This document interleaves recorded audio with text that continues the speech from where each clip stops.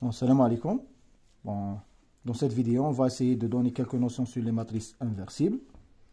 Alors, avant de commencer, il faut mentionner que on ne peut pas parler d'une matrice inversible si la matrice n'est pas carrée. Donc, on doit prendre une matrice carrée.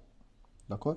Si la matrice n'est pas carrée, alors on ne parle pas de matrice inversible. Par exemple, A égale une matrice carrée d'ordre 2, ou bien, par exemple, une matrice 3-3, par exemple, etc. Donc, on parle des matrices carrées. Donc, c'est quoi une matrice carrée? Plutôt, c'est quoi une matrice inversible? Alors, une matrice inversible, c'est seulement si il existe une matrice B de même taille, donc de même type, telle que A fois B, c'est égal B fois A, c'est égal l'identité de N. Alors, rappelez bien, c'est quoi l'identité? L'identité, c'est la matrice carrée. Dans la diagonale, il y a des 1 et partout, il y a des 0.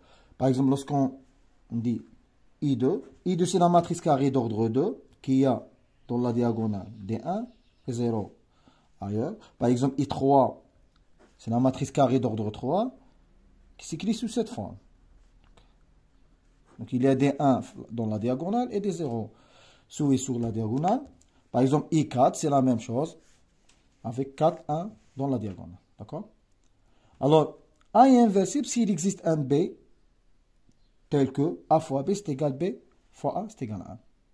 Par exemple, ça, c'est une extension de la définition de l'inversibilité dans le cas réel. Par exemple, si je vous demande, est-ce que x égale à 5 est inversible? Eh bien oui, car il existe une autre valeur y appartient à R. Entre parenthèses, le y c'est égal à 1 sur 5, tel que x fois y égale y fois x égale a. Ça, c'est la définition de l'inversibilité. Alors, comment tirer le y? Comment tirer le y qui est le x à la puissance moins 1 qui est 1 sur 5? Mais ça, c'est la définition de l'inversibilité.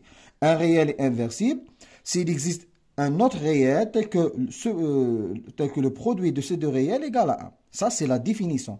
Par contre, comment déterminer l'inverse?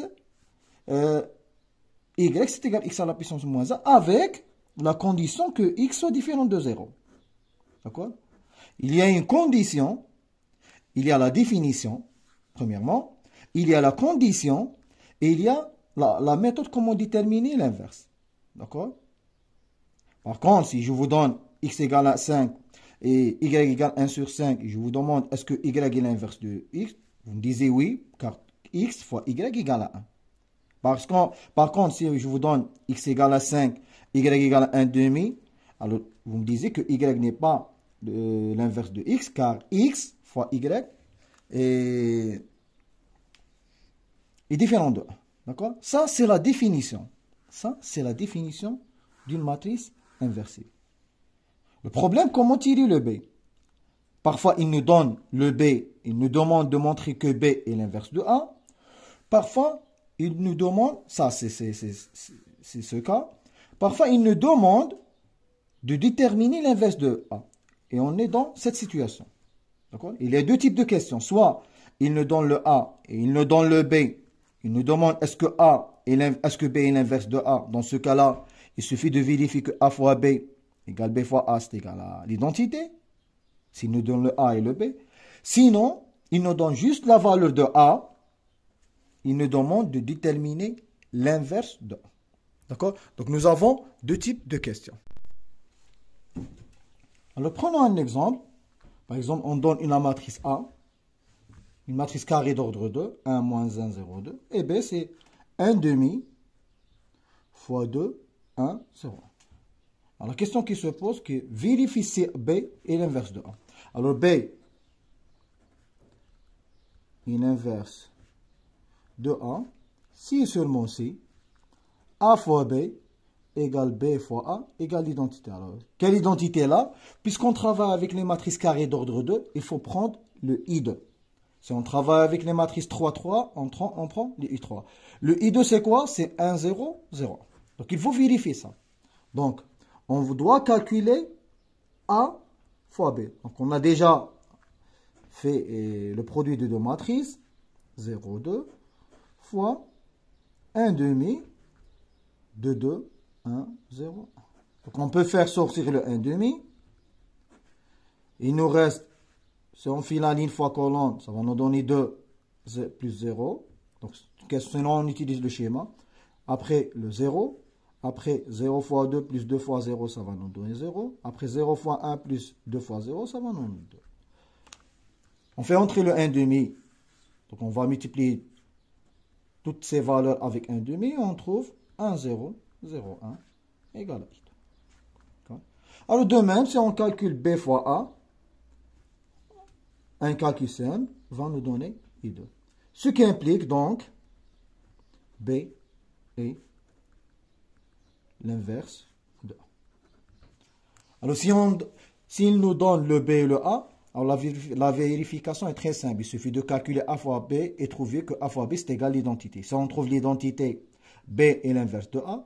Sinon, B n'est pas l'inverse de A. D'ailleurs, pour montrer que B est l'inverse de A, alors il suffit de prouver l'une de ces deux relations. Vous n'êtes pas obligé de calculer A fois B et B fois A. Il suffit de prouver que A fois B égale I1. D'accord? Vous n'êtes pas obligé là de calculer A fois B, montrer que A fois B égale l'identité et B fois A c'est égal l'identité. Il suffit de montrer que A fois B c'est égal. Il y a un théorème qui dit qu'il suffit de montrer que A est inversible à gauche ou bien à droite. Donc, il suffit de montrer que A fois B c'est égal l'identité. D'accord? Alors là, il n'y a pas de problème. On donne deux matrices, donc il suffit de faire le produit. Si ce produit égale l'identité qui remplace en quelque sorte l'élément net pour le produit qui est le 1. Si on trouve l'identité, alors la matrice A est inversible et son inverse c'est B. Et la matrice B est inversible et l'inverse de B est A. Donc, cette relation nous permet de dire que B c'est l'inverse de A et A c'est l'inverse de B. Donc, là, on dit que, là, ce qui implique que A moins 1, notre part A moins 1, c'est égal à B. D'accord? Et la même chose, B moins 1, c'est A moins 1, le tout moins 1. A moins 1, c'est A. Donc, A c'est l'inverse de B et B c'est l'inverse de A. D'accord? Si on calcule par exemple, I3 fois I3. Par exemple. Donc, I3, c'est 1, 0, 0, 0, 1, 0, 0, 0, 1. Et 1, 0, 0, 0, 1, 0 et 0, 0. Donc, si on fait le produit, on trouve I3. Ça ressemble à cette écriture. A fois B, c'est égal à I3. Cela implique que I3 est inversible. Et son inverse, c'est quoi? D'après cette écriture, A fois B, c'est égal à I3. Donc, A est inversible et son inverse, c'est I3. L'inverse de I3, c'est I3. C'est tout à fait normal parce que c'est pratiquement c'est l'élément net de la multiplication. Si vous voyez par exemple, si x égale à 1, alors quel est l'inverse de A? De x. Alors x moins 1, c'est 1. Donc c'est le x lui-même. Donc ça, le problème qui se pose, si on donne juste une matrice A et on demande de l'inverser. Si on donne les deux matrices, ça ne pose pas de problème. Mais parfois, il vous donne juste la matrice A et il vous demande de prouver que A est inversible et calculer son inverse. Donc, on ne connaît pas la valeur de B. Ça, c'est l'objectif de notre prochaine vidéo.